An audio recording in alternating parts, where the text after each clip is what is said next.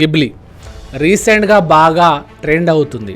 Artificial intelligence ప్రపంచంలోకి రాగానే చాలామంది ఉద్యోగాలు మారిపోతున్నాయని భయపడుతున్నారు. మనం జస్ట్ ఇన్పుట్ ఇస్తే మనకి స్క్రిప్ట్ వస్తుంది. ఆ స్క్రిప్ట్ని వాయిస్ ఓవర్గా మారుస్తుంది. ఆ వాయిస్ ఓవర్ని వీడియోగా కన్వర్ట్ చేస్తుంది. యానిమేషన్ వీడియోస్ తయారు చేసింది. కాలేజ్ స్టూడెంట్స్కి ఇచ్చిన అసైన్మెంట్ ప్రాజెక్ట్స్లను సెకండ్లో ప్రిపేర్ చేస్తుంది. ఇంకా చెప్పాలంటే సైంటిస్టులు ఏం చేయాలో కూడా ఇదే చెప్తుంది. అంతగా ఏఐ మన జీవితాన్ని ప్రభావం చేస్తుంది. ఈ మధ్య రష్మిక ఫేస్ని ఏఐగా చేసిన వీడియో బాగా వైరల్ అయింది. అంతేకాదు నరేంద్ర మోడీ అండ్ రాహుల్ గాంధీను ఏఐ ద్వారా కౌగిలించుకున్నట్లు చేయొచ్చు. సూర్యుడు కిందికి వచ్చి ఐస్ క్రీంలు అమ్ముతున్నట్లుగా, చంద్రుడు వేడివేడిగా పొగలు కక్కుతున్నట్లు చేయొచ్చు. మనల్ని మనమే హీరోలుగా చేసుకొని ఒక సినిమా చేసుకోవచ్చు. ఏఐ ఎంత పవర్ఫుల్గా ఉంది అంటే ఎలన్ మస్క్ గారు ఒక ఇంటర్వ్యూలో మాట్లాడుతూ ఏఐ న్యూక్లియర్ బాంబ్ కంటే ప్రమాదకరం అని చెప్పారు. దీని గురించి పూర్తి విషయాలు ఈ వీడియోలో తెలుసుకోవడానికి ప్రయత్నిస్తాం. మనమందరం 2010లో రిలీజ్ అయిన రోబో సినిమా చూసే ఉంటాం. ఇందులో ఆర్టిఫిషియల్ ఇంటెలిజెన్సీ ఎంత ప్రమాదమో శంకర్ గారు క్లియర్గా చూపించారు. ఓపెన్ ఏఐ అనేది శామ్ అల్ట్మన్ గారు హెల్త్ సెక్టర్లో మంచి మార్పులు తీసుకురావాలని ఓపెన్ ఏఐ స్థాపించారు. బట్ ఇప్పుడు గిబ్లీ ఇమేజెస్ వేదికగా అయిపోయింది. ఈ గిబ్లీ ఇమేజెస్ ప్రపంచవ్యాప్తంగా ట్రెండ్ అవుతుంది. ఫొటోస్ క్యూట్గా ఉండగా అందరూ అట్రాక్ట్ అవుతున్నారు. పూర్వం బొమ్మలు వేసే ఆర్టిస్టులు చాలా ప్రముఖంగా ఉండేవారు. వారికి సొసైటీలో చాలా మంచి పాత్ర ఉండేది. యాక్చువల్లీ చెప్పాలంటే ఇప్పుడు ట్రెండ్ అవుతున్న గిబ్లీ ఇమేజెస్ స్టార్ట్ చేసింది హయామో జాకి. పేరు గుర్తు పెట్టుకోండి, ఎందుకంటే హీ హ్యాస్ గ్రేట్ టాలెంట్. ఇతను చేతితో చేసిన ఆ హార్డ్ వర్క్ గిబ్లీ స్టైల్ ని ఇప్పుడు ఓపెన్ ఏఐ కొన్ని సెకండ్స్ లో చేసి పెట్టేస్తుంది. ఇది నిజంగా ఒరిజినల్ టాలెంట్ ని దోచుకోవడమే. చాట్ జీపీటీ P4 లాంటి వెబ్సైట్లు ఉపయోగించి మీరు ఇమేజెస్ డౌన్లోడ్ చేసుకుంటున్నారు. కానీ డౌన్లోడ్ చేసుకోవాలి అంటే చాట్ జీపీటీ లాంటి ట్రస్టెడ్ వెబ్సైట్స్ నుంచి మాత్రమే చేసుకోండి. ఎందుకంటే థర్డ్ పార్టీ యాప్స్ మన డేటాని తీసుకుంటుంది. మన ఫోన్లో ఏం చేస్తున్నామో తెలుసుకుంటుంది.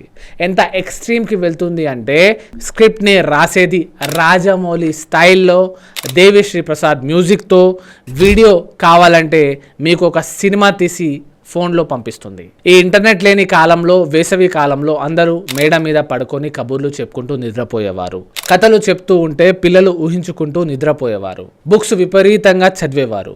కానీ ఈ రోజుల్లో చందమామను చూపించి అన్నం తినిపించట్లేదు. పిల్లాడు ఏడుస్తే ఫోన్ పెట్టేస్తున్నారు. ఇప్పుడు పిల్లల్ని చూసుకోవడానికి మేడ్లు ఉన్నారు. ఒకప్పుడు అమ్మమ్మ, తాతయ్యలు ఉండేవారు. కానీ రాబోయే రోజుల్లో ప్రతి ఇంటికి ఒక రోబో ఉంటుంది. మనం ఎలా ఉండాలో రోబో మనల్ని గైడ్ చేస్తుంది. ఆ రోజులు చాలా దగ్గరలో ఉన్నాయని చాట్ జీపీటీ చెప్తుంది. అలాగే ఫుడ్ సెక్టర్లో చాలా పెద్ద చేంజెస్ వస్తాయని తెలుస్తుంది. దీని గురించి వివరంగా చెప్పాలంటే ఇప్పుడు మనకు ఆకలిస్తే అమ్మలతో ఇష్టమైన ఆహారం చేసుకొని తింటాం, లేదంటే మనమే వండుకుంటాం, లేదంటే స్విగ్గీ జొమాటోలో ఆర్డర్ చేసుకుంటాం. కానీ రాబోయే రోజుల్లో మనకి ఉప్పు ఎక్కువ కావాలా, తక్కువ కావాలా, కారం ఎక్కువ ఉండాలా, నెయ్యి కావాలా వద్దా, ఎలాంటి కూరగాయలు వాడాలి, ఎన్ని ప్రోటీన్స్ వాడాలి, ఎన్ని కార్బోహైడ్రేట్స్ కావాలి, ఇలాంటి ఇన్పుట్స్ తీసుకొని రోబోనే వండుతుంది.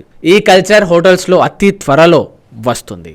అంతేకాదు లాయర్స్ జాబ్స్ కూడా రిస్క్లో ఉన్నాయి. లాకి సంబంధించిన డౌట్స్ తీర్చడానికి మనం కోర్టులో గెలవాలంటే ఎలాంటి గైడెన్స్ కావాలి, ఎలాంటి డాక్యుమెంట్స్ కావాలి అని క్లియర్గా చెప్తుంది. మనల్ని ఫండమెంటల్గా ఒక రోబో గైడ్ చేస్తుంది.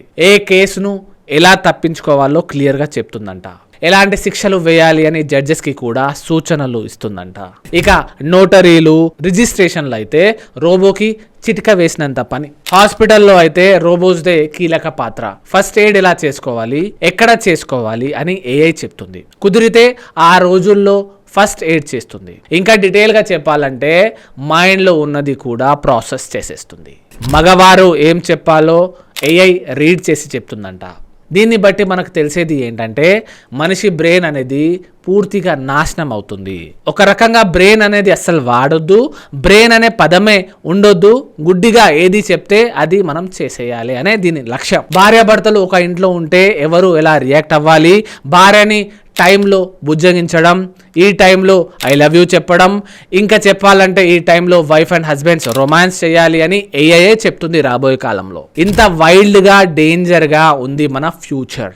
ఒక రోబో రూల్ చేస్తే ఆ ప్రపంచం ఎంత దూరం వెళ్తుందో మీరు ఊహించవచ్చు. 2016 సెప్టెంబర్ 5న ముఖేష్ అంబానీ గారు జియోని లాంచ్ చేశారు. నెట్వర్క్స్ లో ఇది రెవల్యూషన్ అని చాలా మంది చెప్పారు. అప్పటిదాకా ఇంటర్నెట్ అంటే ఎక్కడో ఆకాశంలో ఉన్నదాన్ని పాలు తాగినంత ఈజీగా ఫోన్ లోకి తీసుకొచ్చారు. Reservations, booking centres, net cafes, financial companies చాలా వరకు లాస్ అయ్యాయి, మూతపడిపోయాయి. ఇప్పుడు ఈ ఏఐ వల్ల script writers, voice over artist, animators, editors ఇలా చాలా మంది జాబ్స్ రిస్క్లో ఉన్నాయి. టెక్నాలజీ ఎప్పుడు మనిషి చేతికి ఉండాలి తప్ప మనిషిని మించి ఎదగకూడదు. ఇంకెలాంటి లాభాలు ఉన్నాయో నష్టాలు ఉన్నాయో కింద కామెంట్ రూపంలో తెలియచేయండి. మీ అందరికీ ఒక డౌట్ రావచ్చు, అలీ గారు అడ్వకేట్ కదా, ఇలాంటి టాపిక్స్ ఎందుకు చెప్తున్నాడు అని. ఈ సమాజంలో మంచిగా కానీ చెడుగా కానీ ఎఫెక్ట్ చూపించే ప్రతి విషయాన్ని మీకు తెలియచేయాలి అని చిన్న ప్రయత్నం.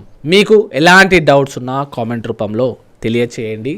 మీ ఆశీస్సులు ఎప్పుడు ఉంటాయని కోరుకుంటూ సబ్స్క్రైబ్ రూపంలో మీ ప్రేమను చూపిస్తారని ఆశిస్తూ ప్రేమతో మీ అడ్వకేట్ అలీ. ఎప్పటికైనా మారండి. Thank you.